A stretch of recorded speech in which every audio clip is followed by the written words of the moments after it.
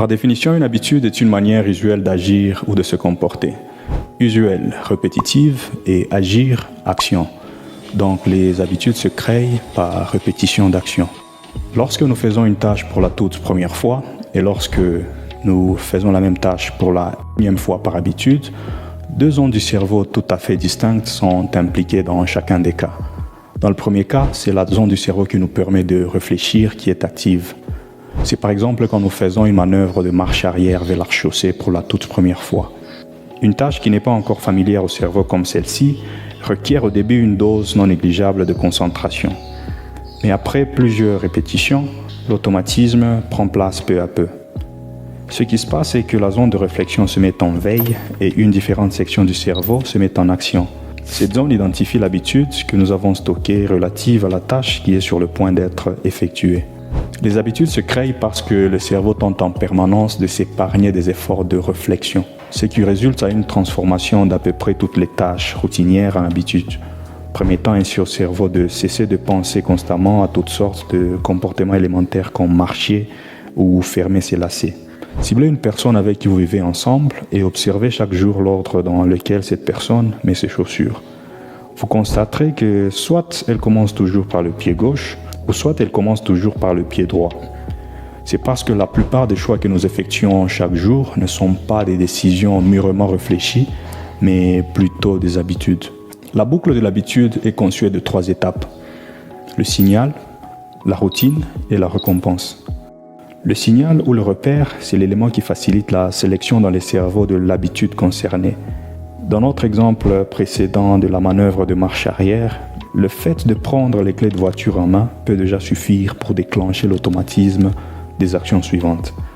Et ces actions automatiques, c'est la routine. La récompense, c'est ce qui suscite le désir ou le sentiment d'attente de refaire la même chose une prochaine fois. Par exemple, le consommateur d'alcool se fait récompenser par la sensation finale de décontraction, de confiance ou d'insouciance délibérément recherchée. Pepsodent était devenu la pâte dentifrice la plus vendue aux États-Unis parce que son fondateur Hopkins était parvenu à créer une habitude qui n'était pas courante dans les temps, brosser les dents.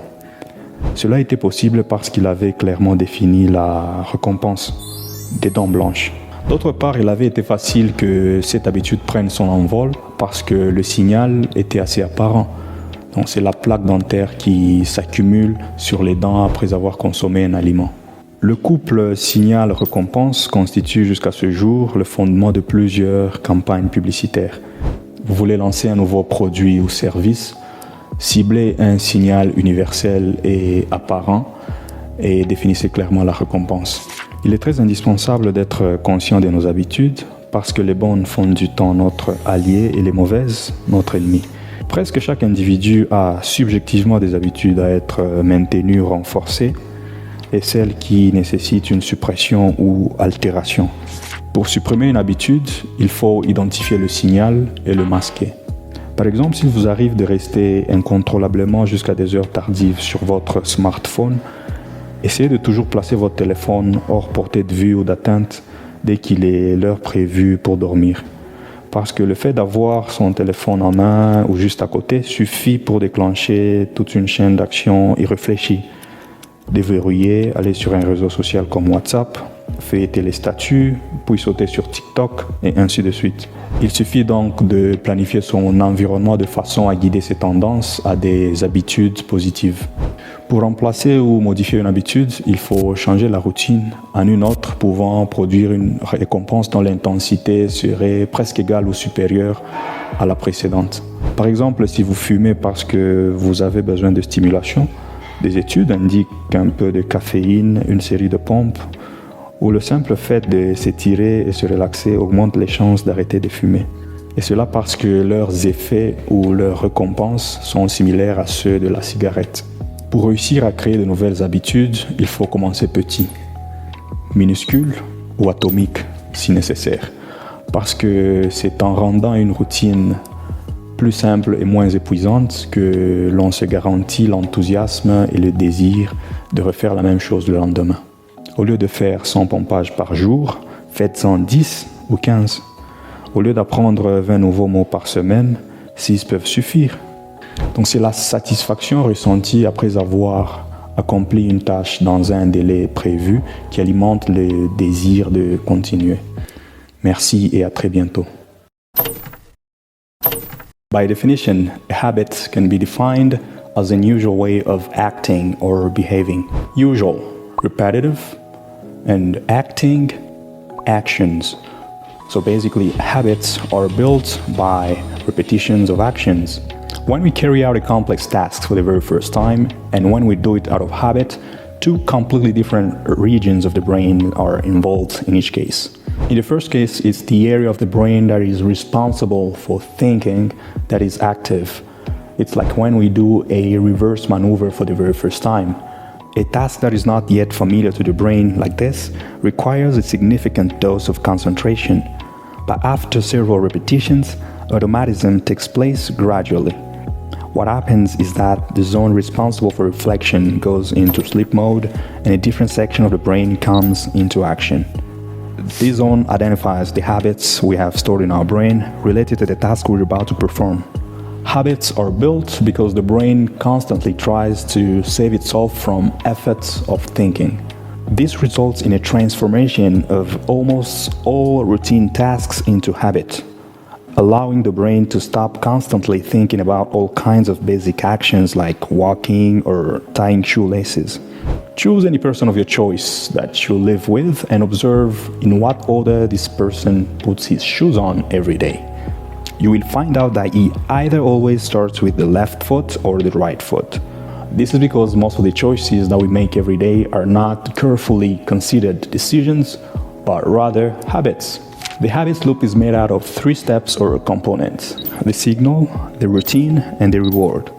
The signal or cue is the element which facilitates the selection in the brain of the habits to be carried out. In our previous example of the reverse maneuver, the simple fact of grabbing the keys in your hand may be enough to trigger automatism in the following actions, and these automatic actions are the routine. The reward is what arouses the desire to repeat the same routine another time. For example, the alcohol consumer is rewarded with the final sensation of relaxation, confidence, or carefreeness deliberately sought.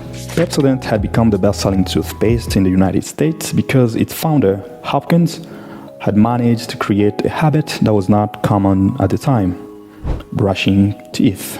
This was possible because he clearly defined the reward of this routine: white teeth. On the other hand, it was easy for this habit to take off because the signal is quite obvious: the dental film that accumulates on the teeth after we consumed some food. The couple signal reward constitute to this day the basis of several advertising campaigns. If you want to successfully launch a new product or service, target a universal and obvious signal in our daily lives and clearly define their reward. It is very essential to be aware of our habits because good ones make time our ally and bad ones our enemy. Almost every individual has habits that subjectively need to be maintained and reinforced, and those that require removal or alteration. To eliminate a habit, you should identify the signal and mask it. For example, if you happen to stay uncontrollably until late hours on your smartphone, try to place your phone out of sight or out of reach as soon as it is time to sleep. Because having your phone in your hand or right next to you is enough to trigger a whole chain of thoughtless actions. Unlocking it, opening a social networking app like WhatsApp, scrolling through your statuses, then jumping on TikTok, and so on. It is therefore important to set and plan your environment in such a way as to guide your tendencies towards positive and productive habits. To replace or modify a habit, we must change the routine into a different routine capable of producing the reward of greater or almost equal magnitude to the previous one. For example, if you smoke because you need stimulation, studies indicate that a bit of caffeine, a series of pumps, or the simple act of stretching and relaxing increases the chances of quitting smoking.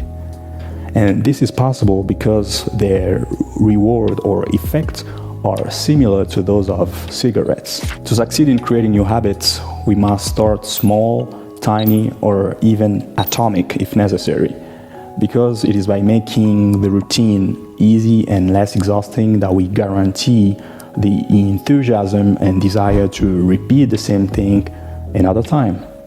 Instead of 100 push-ups a day, do 10 or 15. Instead of learning 20 new words per week, 6 may be enough. It is the satisfaction felt after completing tasks before a deadline which fuels the desire to keep going. Thank you and see you next time. 根据定义，习惯是一种通常的行为方式。两个关键词：通常、重复、行为、行动或者动作。换句话说，习惯是通过重复某个动作而形成的。当我们第一次执行以上有点复杂的任务时，以及当我们出于习惯执行该任务时，每一种情况都会设置大脑的两个完全不同的区域。在第一种情况下，大脑中负责思考的区域是激活的。例如，当你第一次踏上道路时，像这样大脑还不熟悉的任务，在一开始需要高度集中注意力，但经过多次回复之后，自动现象就逐渐开始发生。发生的情况是，思考区域进入睡眠状态，大脑的另一部分开始活动，它们能辨识我们存储的与我们即将执行的任务相关的习惯。习惯的形成是因为大脑不断地试图节省思考的精力，这导致几乎所有日常任务都转变为习惯，让大脑停止不断地思考各种基础行动，例如走路或系鞋带。选择任何和你生活在一起的人，每天观察他穿鞋的顺序，你会发现他要么总是从右脚开始，要么总是从左脚开始。这是因为我们每天所做的大多数选择，并不是深思熟虑的决定，而是习惯。习惯循环由3个步骤或部分组成：信号、惯例和奖励。信号或提示是促进大脑选择相关习惯的元素。在反向操作示例中，拿车钥匙的行动可能已经足以触动自动执行以下动作。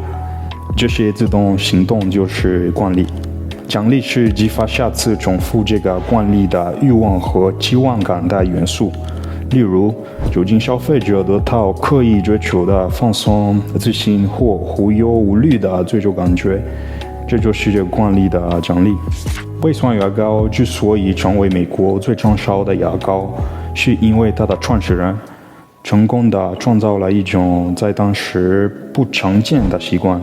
刷牙，这个习惯成功的原因是因为它清楚地定义了这个惯例的奖励：洁白的牙齿。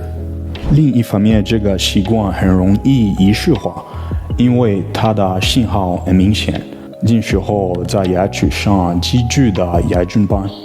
这一对信号奖励至今仍构成多个广告活动的基础。如果你想推出新产品或服务的话，那要瞄准我们日常生活中普遍且明显的一个惯例信号，并明确的定义奖励。了解自己的习惯是非常重要的，因为好的习惯使时间成为自己的盟友，而坏的习惯则使时间成为自己的敌人。几乎每个人都有需要维持和强化的习惯，以及需要消除或改变的习惯。要消除习惯，你应该识别信号并屏蔽它。例如，如果你碰巧无法控制的使用智能手机直到深夜，请尝试在睡觉时把手机放在视线之外或遥不可及的地方，因为把手机放在手上就足以引发一系列不经思考的动作，解锁访问微信等社交网络，查朋友圈，然后跳上抖音等等。因此，规划你的环境足以引导你养成积极的习惯。要取代或改变习惯，就必须将惯例改变为另一种能够产生与以前的惯例几乎相同或更大价值的奖励的惯例。例如，如果你因为需要刺激而吸烟，研究表明一点咖啡因、一系列的俯卧撑或简单的伸展和放松动作都会增加戒烟的机会，这是因为它们的效果或奖励与香烟相似。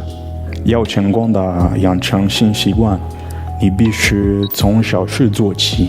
如果需要的话，可以微小的或源自那么少的开始，因为只有让日常任务变得那么简单，不那么累，我们才能保证下一天继续做同样的事的热情和愿望。与其每天做100个俯卧撑，不如每天做10到15个，也不必每天学习20个新单词，6个可能就足够了。能激发继续下去的欲望，是在预期的时间内完成任务后所感受到的满足感。下次再见。